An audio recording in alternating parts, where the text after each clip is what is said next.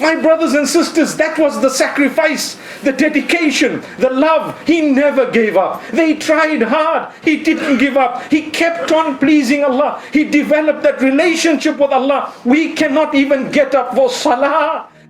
ত্রিভুবনের প্রিয় মোহাম্মদ এলো রে দুনিয়ায় রে সাগর আকাশ বাতাস দেখবি যদিয়া Bilal ibn Rabah radiyallahu anhu, one of the first to accept Islam, in the first batch to accept Islam. He was punished and penalized. He was dragged in the sand. He was whipped. He was made to bleed. He was dragged in the heat of the desert. All because they wanted him to stop saying that your Lord, my Lord is one. That's all.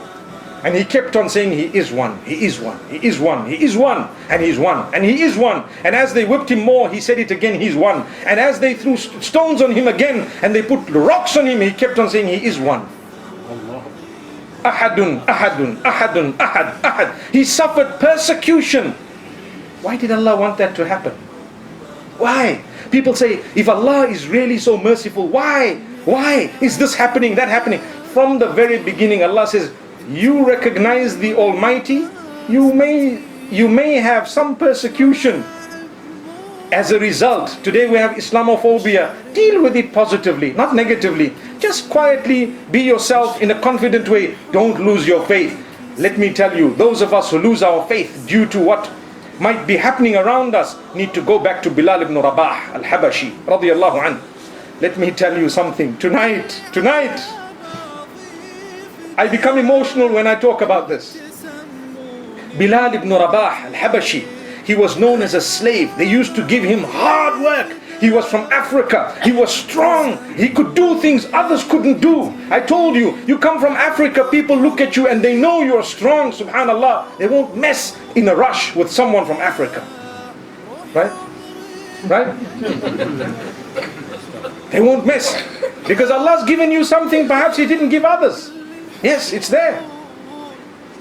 They made him work hard and they looked at him as low. But Allah wanted to raise him. He was the only one. At that point where he kept on saying Allah is one and they kept on harming him, he almost lost his life.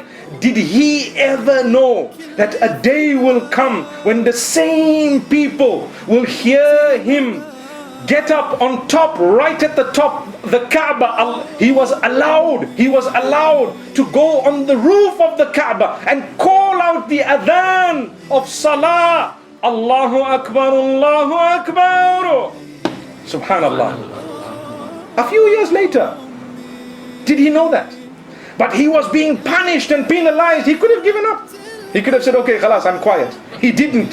He said, no, Allah is one. He could have kept quiet. It was not wrong to remain silent. He kept on saying, he is one. They hit him again, he is one. Hit him again, he is one. Almost died, he is one. Until the Prophet ﷺ, some time later, came back from Mi'raj and says, oh Bilal, I heard your footsteps in Jannah. I heard your footsteps in Jannah. My brothers and sisters, that was the sacrifice, the dedication, the love. He never gave up. They tried hard. He didn't give up. He kept on pleasing Allah. He developed that relationship with Allah. We cannot even get up for salah, let alone persecution.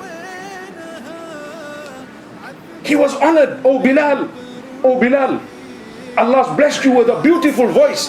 Call the people for salah. He was known as Mu'adhdhinu Rasulillah sallallahu alaihi wasallam.